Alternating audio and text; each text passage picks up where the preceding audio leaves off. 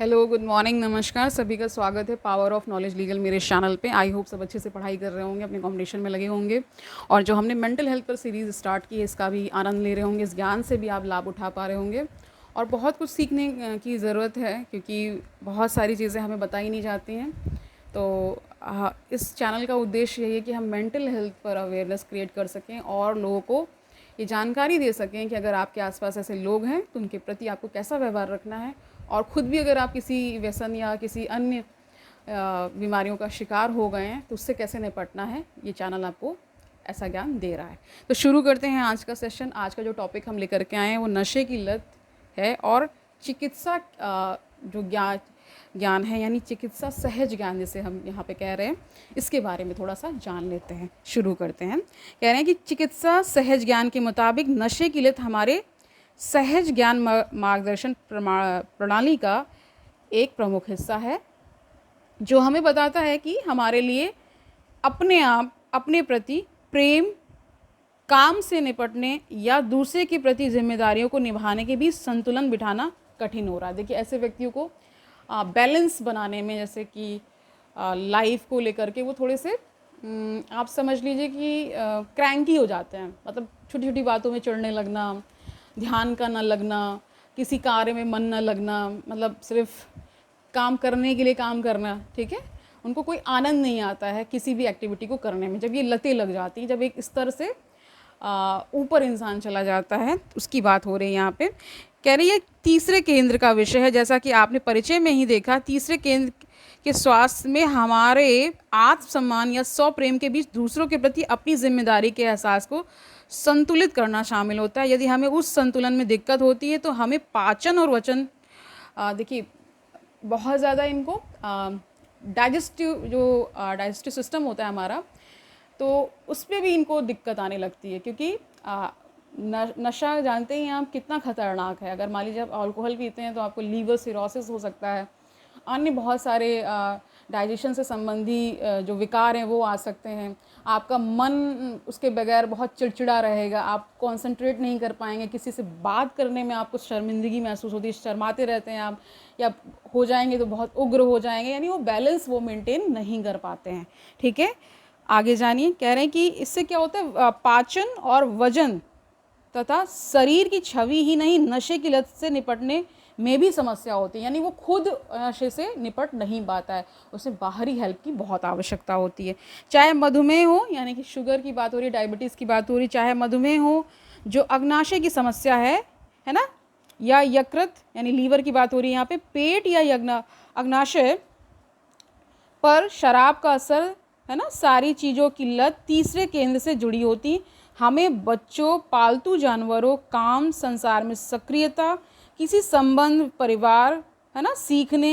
अच्छा देखिए, ऐसे लोगों को नई चीज़ें सीखने में भी बहुत दिक्कत आती है, ठीक है, क्योंकि उनका जो एक तो नर्वस सिस्टम है, उसमें जो पर्टिकुलर सेंटर्स हैं ना, इस काम के लिए ये जिम्मेदार, इस काम के लिए ये जिम्मेदार, वो भी प्रभावित हो जाता है। इसलिए वो जो सामान्य जीवन है वो जीने में असमर्थ हो जाते हैं। ठीक है, कह रहे हैं आध्यात्मिकता, प्रकृति से लाभ का अनुभव हो सकता है। अब देखिए, आध्यात्मिक ज्ञान लेंगे तो कुछ ना कुछ तो चेंजेस आएंगे, इसीलिए काउंसलिंग में बहुत सारी चीज़ें सजेस्ट की जाती हैं। हर व्यक्ति के लिए अलग अलग काउंसलिंग होती है। ठीक है, कह रहे चिकित्सा सहज ज्ञान में प्रत्येक भावनात्मक केंद्र में लाभ का एक स्रोत होता है। मन शरीर के स्वास्थ्य में खुश रहना हमारे जीवन के अनेक क्षेत्रों के माध्यम से एक फलप्रद जीवन शामिल रहता है। एक संतुलित स्टॉक का लेखा जोखा रखने के समान ही हमारे पास अनेक क्षेत्र होने चाहिए जहां हम अपने आप को भावनात्मक रूप से निवेशित कर सकें। यदि आपको सिर्फ एक क्षेत्र से लाभ मिलता दिखता है, यानी काम या सेक्स या लोगों की मदद करते हुए, तो सही अर्थों में आपको सिर्फ एक केंद्र से इनाम मिलता है। चूँकि चिकित्सा सहज ज्ञान में 7 केंद्र हैं, इसलिए प्रत्येक का हमारे जीवन में 14% योगदान होता है। उदाहरण के लिए, यदि आपका सारा ध्यान आपके संबंध, ठीक है, पर रहता है और यह आपकी ऊर्जा को इस प्रकार हावी, अब ये कह रहे हैं कि आपकी ऊर्जा ही इस प्रकार हो गई है, तब बता रहे हैं कि अन्य केंद्रों के लिए आपके पास कोई भावनात्मक, शारीरिक या वित्तीय संसाधन नहीं है। तो ये सारे अपने जो भी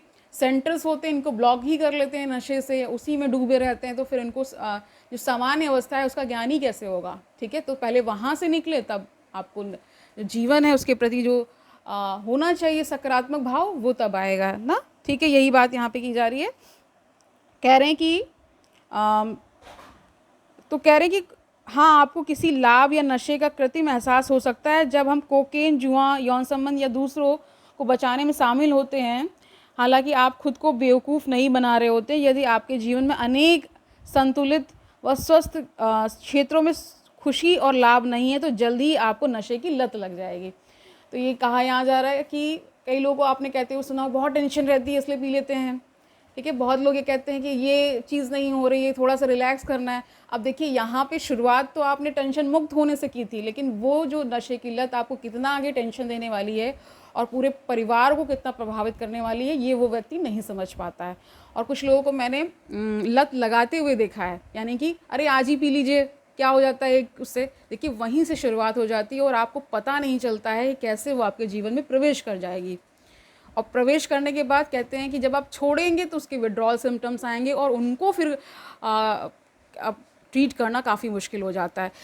कहने का मतलब है कि कहा जाता है prevention is better than cure. ठीक है, अब जब आपको लत लग चुकी है तब तो क्योर आपको करवाना ही पड़ेगा अगर आपको सामान्य जीवन में लौटना है तो। लेकिन हमेशा ये कहा जाता है कि बचाव करना है आपको।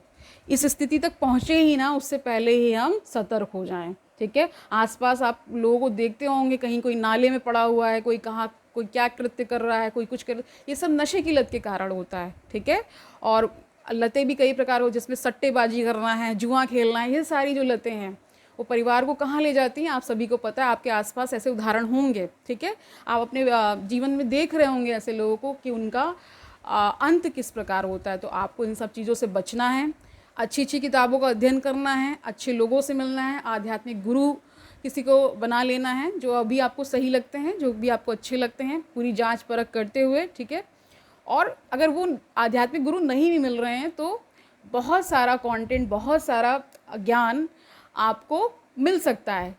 आजकल सोशल मीडिया है ना, बहुत सारे हैंडल्स हैं जहाँ से आप अपने लिए अच्छा ज्ञान ले सकते हैं। ठीक है, ऐसा ज्ञान लेने से क्या होगा कि आप इन सब चीज़ों से बच जाएंगे, आप उस स्थिति में पड़ेंगे ही नहीं। ठीक है, तो नशे को यानी व्यसन को इसीलिए आध्यात्मिक जो जीवन है वो जीने नहीं देगा आपको।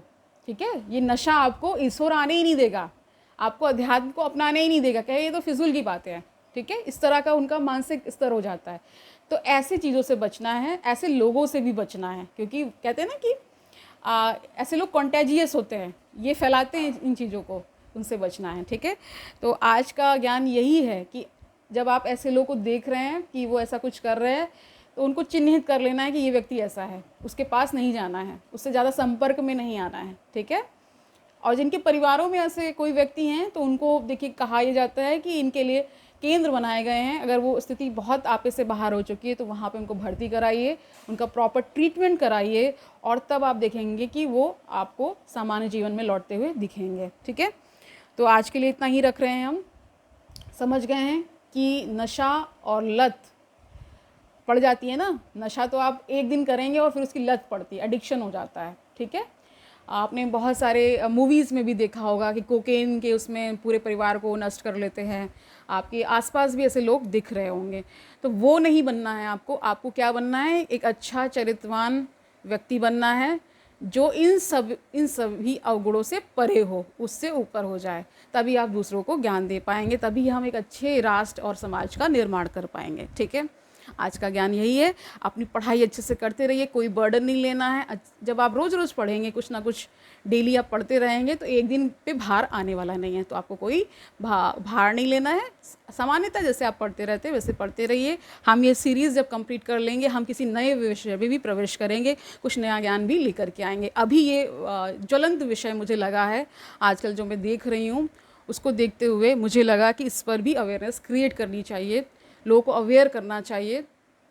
ठीक है, तो यही आजकल आप आसपास देख पा रहे होंगे कि कितना लोग बहुत ज़्यादा तंग हैं, बहुत ज़्यादा परेशान हैं, बहुत ज़्यादा उनको समझ नहीं आ रहा है क्या करना है।